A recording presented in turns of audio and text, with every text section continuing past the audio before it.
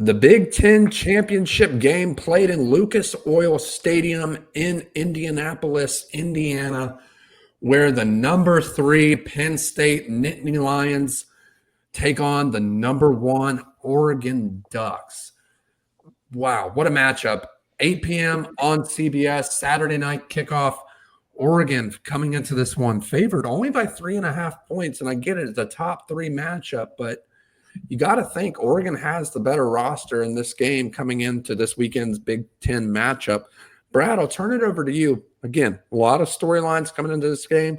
Ohio State upset by Michigan last week, knocking them out of the conference championship game.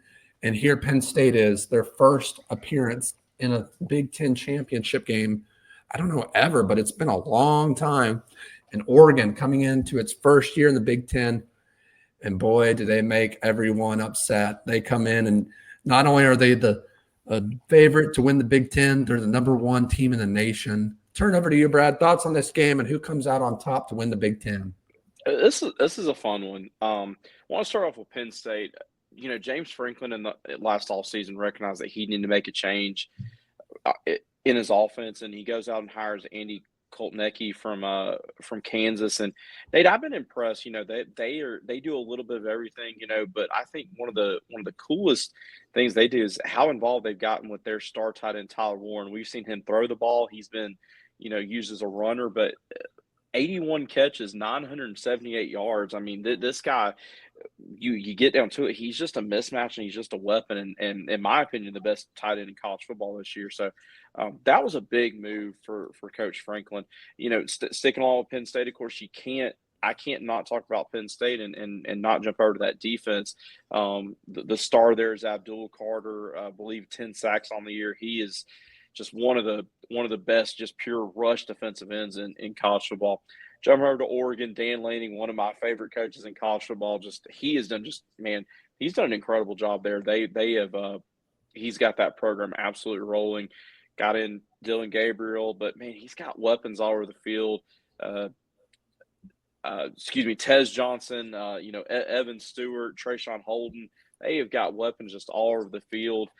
James, they're very, very talented running back. Nate, this is an intriguing one because I do believe, you know, outside of Ohio State, this is probably going to be the best front 4 that Oregon faces. But I do wonder, has Penn State seen a team like Oregon in regards to team speed? And I don't think they have. And Penn State fans, I mean this no disrespect, because I think Penn State has got a good team this year. I just don't know how good Penn State is. I mean, you know, they're one, you know, top 5 showdown. You lost to Ohio State, a very, very tough loss. You know, I guess you could say Penn State's kind of their signature win is early in the years against Illinois, but I don't know quite what to make of this Penn State team. I think they're good. I think they deserve to be in the playoffs. I'll be honest, though, I don't know that they deserve to be ranked 3rd.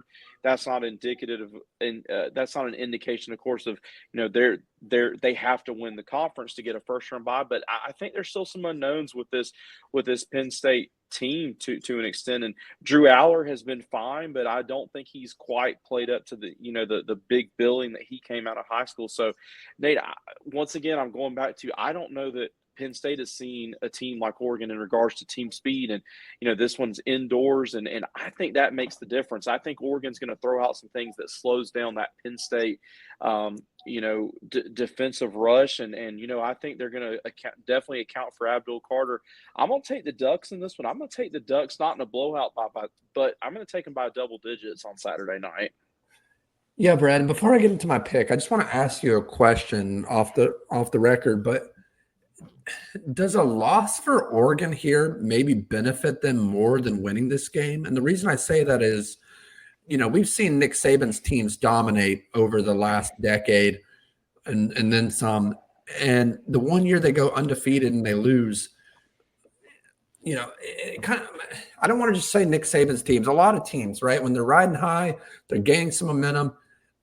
It's hard to go undefeated for the whole year. We saw that with Georgia a couple years ago.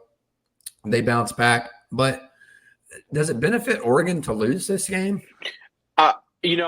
That's a good question. I hear what you're saying. I don't think it does, and I will say something I've noticed with Coach Lanning is, he's learned from two of the best motivators, in Nick Saban. He was with Nick Saban for, Yeah. season 2, and obviously he's with Kirby. So I don't think it's, I don't think anyway it's going to be a motivation factor. And Nate, I'll be honest before I turn it back over to you, with the way the expanded playoffs are.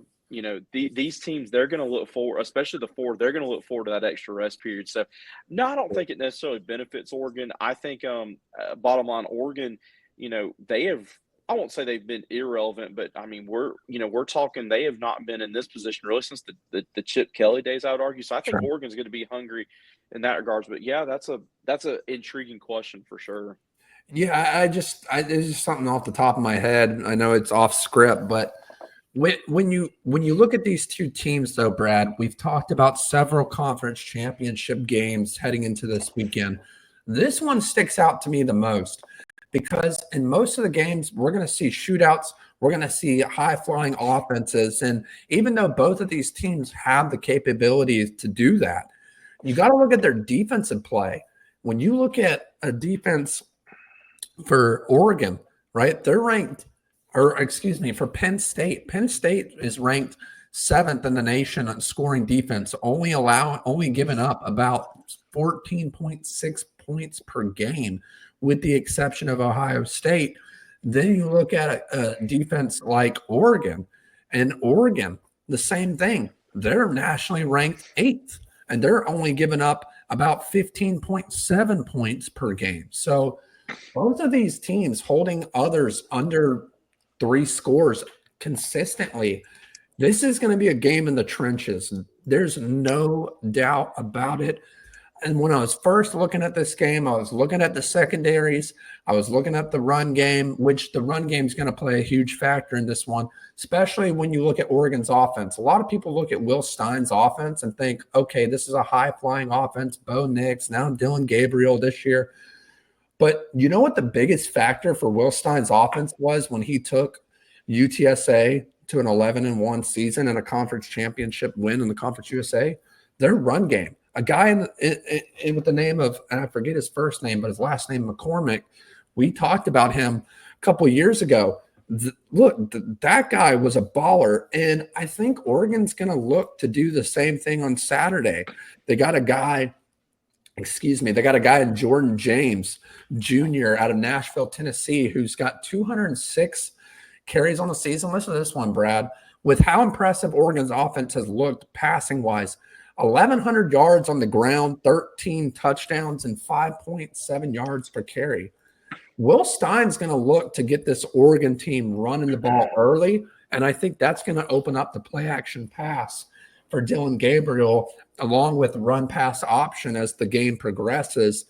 Talk about Drew Auer, talk about Penn State's running game, who is probably just as good as Oregon's.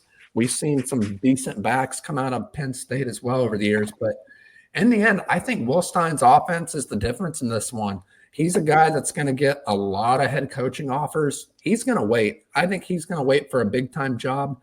He might go for a team like West Virginia, but he's going to wait for a team that has a lot of NIL support and backup from boosters. So give me Oregon in this one. I think they cover the spread and more, just like you said, Brad.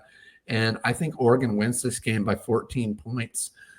And the worst part about this game, Brad, is if you're going to watch this, you're going to have to listen to Gary Danielson, former broadcaster of the SEC. Now the Big Ten has had to deal with him all year, and I haven't had to listen to a single game.